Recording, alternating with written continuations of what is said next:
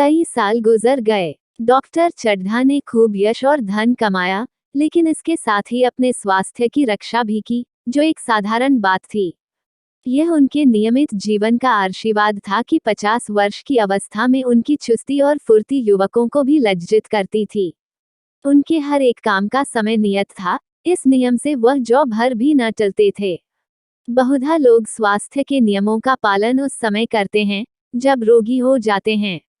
Doctor Chadha उपचार और संयम का रहस्य खूब समझते थे।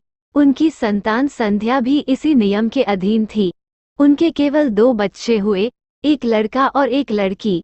तीसरी संतान न हुई, इसलिए श्रीमती चड्ढा भी अभी जवान मालूम होती थी। लड़की का तो विवाह हो चुका था, लड़का कॉलेज में पढ़ता था। वही माता पिता के जीवन का आधार था। शील और विनय का पुतला, बड़ा ही रसिक, बड़ा ही उदार, विद्यालय का गौरव, युवक समाज की शोभा, मुखमंडल से तेज की छटा सी निकलती थी। आज उसकी 20वीं सालगिरह थी। संध्या का समय था। हरी हरी घास पर कुर्सियां बिछी हुई थी। शहर के रईस और हुक्काम एक तरफ, कॉलेज के छात्र दूसरी तरफ बैठे भोजन कर रहे थे। बिजली के प्रकाश से सारा मैदान जगमगा रहा था। आमोद प्रमोद का सामान भी जमा था। छोटा सा प्रहसन खेलने की तैयारी थी। प्रहसन स्वयं कैलाशनाथ ने लिखा था। वही मुख्य एक्टर भी था। इस समय वह एक रेशमी कमीज पहने, नंगे सिर, नंगे पांव, इधर से उधर मित्रों की आवभगत में लगा हुआ था। कोई पुकारता, कैलाश जरा इधर आना। कोई उधर से बुलाता, कैलाश क्या उधर ही रहोगे। सभी उसे छोड़ते थे, चुहले करते थे। बेचारे को जरा दम मारने का अवकाश न मिलता था। सहसा एक रमणी ने उसके पास आकर पूछा, क्यों कैलाश, तुम्हारे सांप कहाँ हैं? जरा मुझे दिखा दो। कैलाश ने उससे हाथ मिलाकर कहा, मृणालिनी, इस वक्त क्षमा करो, कल दिखा दूंगा। मृणालिनी ने आग्रह किया, जी नहीं, तुम्हें दिखाना पड़ेगा, मैं आज नहीं मानने की। तुम रोज कल कल करते हो। मृणालिनी और कैलाश दोनों सहपाठी थे और एक दूसरे के प्रेम में पगे हुए। कैलाश को सांपों के पालने, खिलाने और नचाने का शौक था। तरह तरह के सांप पाल रखे थे। उनके स्वभाव और चरित्र की परीक्षा करता रहता था। थोड़े दिन हुए, उसने विद्यालय में सांपों पर एक माके का व्याख्यान दिया था। सांपों को नचा कर दिखाया भी था। प्राणिशास्त्र के बड़े बड़े पंडित भी यह व्याख्यान सुनकर दंग रह गए थे। यह विद्या उसने एक बड़े सनपेरे से सीखी थी। सांपों की जड़ी बूटियां जमा करने का उसे मरज था। इतना पता भर मिल जाए कि किसी व्यक्ति के पास कोई अच्छी जड़ी है, फिर उसे चैन न आता था। उसे लेकर ही छोड़ता था। यही व्यसन था। इस पर हजारों रुपए फूंक चुका था। मृणालिनी कई बार आ चुकी थी, पर कभी सांपों को देखने के लिए इतनी उत्सुक न हुई थी। कह नहीं सकते, आज उसकी उत्सुकता सचमुच जाग गई थी, या वह कैलाश पर अपने अधिकार का प्रदर्शन करना चाहती थी, पर उसका आग्रह बेमौका था। उस कोठरी में कितनी भीड़ लग जाएगी, भीड़ को देखकर सांप कितने चौंकेंगे और रात के समय उन्हें छेड़ा जाना कितना बुरा लगेगा, इन बातों का उसे जरा भी ध्यान न आया। कैलाश ने कहा, नहीं, कल जरूर दिखा दूंगा। इस वक्त अच्छी तरह दिखा भी तो न सकूंगा, कमरे में तिल रखने को भी जगह न मिलेगी। एक महाशय ने छेड़कर कहा, दिखा क्यों नहीं देते, जरा सी बात के लिए इतना टाल मटोल कर रहे हो। मिस गोविंद, हरगिज न मानना, देखे कैसे नहीं दिखाते। दूसरे महाशय ने और रद्दा चढ़ाया, मिस गोविंद इतनी सीधी और भोली हैं, तभी आप इतना मिजाज करते हैं। दूसरे सुंदरी होती तो इसी बात पर बिगड़ खड़ी होती। तीसरे साहब ने मजाक उड़ाया, अजी बोलना छोड़ देती। भला कोई बात है। इस पर आपका दावा है कि मृणालिनी के लिए जान हाजिर है। मृणालिनी ने देखा कि ये शोहदे उसे रंग पर चढ़ा रहे हैं, तो बोली, आप लोग मेरी वकालत न करें, मैं खुद अपनी वकालत कर लूंगी। मैं इस वक्त सांपों का तमाशा नहीं देखना चाहती। चलो, छुट्टी हुई। इस पर मित्रों ने ठट्ठा लगाया। एक साहब बोले, देखना तो आप सब कुछ चाहें, पर दिखाए भी तो।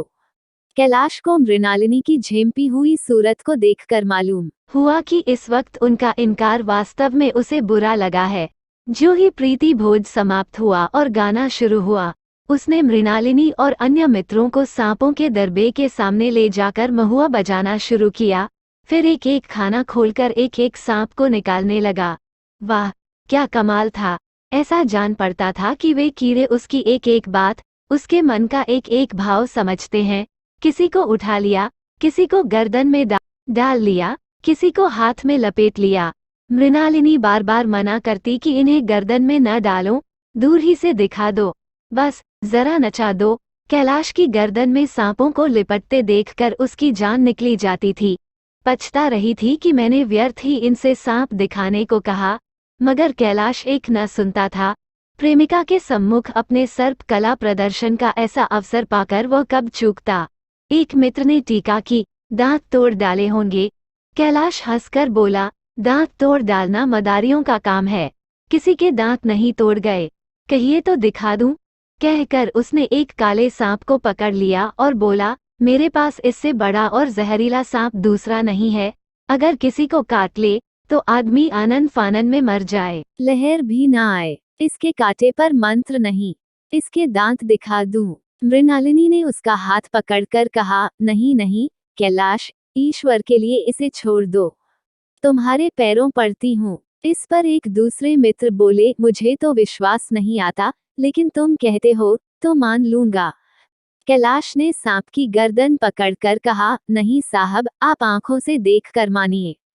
दांत तोड़कर वश में किया तो क्या, सांप बड़ा समझदार होता है।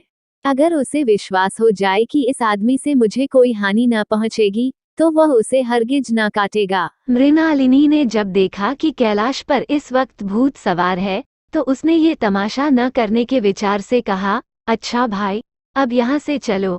देखा, गाना शुरू हो गया है, आज मैं भी कोई चीज सुनाऊंगी।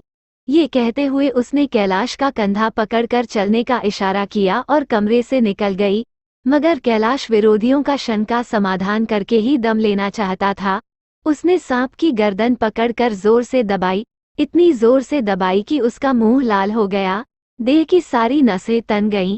सांप ने अब तक उसके हाथों ऐसा व्यवहार न देखा था। उसकी समझ में न आता था कि यह मुझसे क्या चाहते हैं। उसे शायद भ्रम हुआ कि मुझे मार डालना चाहते हैं, अतः वो आत्मरक्षा के लिए तैयार हो गया। कैलाश ने उसकी गर्दन खूब दबाकर मुंह खोल दिया और उसके जहरीले दांत दिखाते हुए बोला, जिन सज्जनों को शक हो, आकर देख ले। आया विश्वास या अब भी कुछ शक है? मित्रों ने आकर उसके दांत देखे और चकित हो गए। प्रत्यक्ष प्रमाण के सामने संदेह को स्थान कहाँ? मित्रों का शंका निवारण करके कैलाश ने सांप की गर्दन ढीली कर दी और उसे जमीन पर रखना चाहा, पर वो काला गेहूंवन क्रोध से पागल हो रहा था। गर्दन नर्म पड़ते ही उसने सिर उठाकर कैलाश की उंगली में जोर से काटा और वहां से भागा। कैलाश की उंगली से टप टप खून टपकने लगा। उसने जोर से उंगली दबा ली और अपने कमरे की तरफ दौड़ा। वहां मेज की दराज में एक जड़ी रखी हुई थी, जिसे पीस कर लगा देने से घातक विष भी रफू हो जाता था। मित्रों में हलचल पड़ गई। बाहर महफिल में भी खबर हुई। डॉक्टर साहब घबरा कर दौड़े। फौरन उंगली की जड़ कसकर बांधी गई और जड़ी पीसने के लिए दी गई। डॉक्टर साहब जड़ी के कायल न थे। वो उंगली का डसा भाग नश्तर से काट देना चाहते, मगर कैलाश को जड़ी पर पूर्ण विश्वास था। मृणालिनी पियानो पर बैठी हुई थी। ये खबर सुनते ही दौड़ी और कैलाश की उंगली से टपकते हुए खून को रुमाल से पोंछने लगी। जड़ी पीसी जाने लगी, पर उसी 1 मिनट में कैलाश की आंखें झपकने लगी, ओठों पर पीलापन दौड़ने लगा, यहाँ तक कि वो खड़ा न रह सका, फर्श पर बैठ गया। सारे मेहमान कमरे में जमा हो गए। कोई कुछ कहता था, कोई कुछ। इतने में जड़ी पीसकर आ गई। मृणालिनी ने उंगली पर लेप किया। 1 मिनट और बीता। कैलाश की आंखें बंद हो गईं। वह लेट गया और हाथ से पंखा झलने का इशारा किया। माँ ने दौड़कर उसका सिर गोद में रख लिया और बिजली का टेबल फैन लगा दिया। डॉक्टर साहब ने झुक कर पूछा, कैलाश, कैसी तबीयत है? कैलाश ने धीरे से हाथ उठा लिए, पर कुछ बोल न सका। मृणालिनी ने करुण स्वर में कहा, क्या जड़ी कुछ असर न करेगी? डॉक्टर साहब ने सिर पकड़कर कहा, क्या बतलाऊं, मैं इसकी बातों में आ गया। अब तो नश्तर से भी कुछ फायदा न होगा। आध घंटे तक यही हाल रहा। कैलाश की दशा प्रतिक्षण बिगड़ती जाती थी। यहाँ तक कि उसकी आंखें पथरा गई, हाथ पांव ठंडे पड़ गए, मुख की कांति मलिन पड़ गई, नाड़ी का कहीं पता नहीं। मौत के सारे लक्षण दिखाई देने लगे। घर में कोहराम मच गया। मृणालिनी एक ओर सिर पीटने लगी, माँ अलग पछाड़े खाने लगी। डॉक्टर चड्ढा को मित्रों ने पकड़ लिया, नहीं तो वह नश्तर अपनी गर्दन पर मार लेते। एक महाशय बोले, कोई मंत्र झाड़ने वाला मिले तो संभव है अब भी जान बच जाए। एक मुसलमान सज्जन ने इसका समर्थन किया, अरे साहब, कब्र में पड़ी हुई लाशें जिंदा हो गई हैं, ऐसे ऐसे बाकमाल पड़े हुए हैं। डॉक्टर चड्ढा बोले, मेरी अक्ल पर पत्थर पड़ गया था कि इसकी बातों में आ गया। नश्तर लगा देता तो यह नौबत ही क्यों आती। बार बार समझाता रहा कि बेटा सांप न पालो, मगर कौन सुनता था।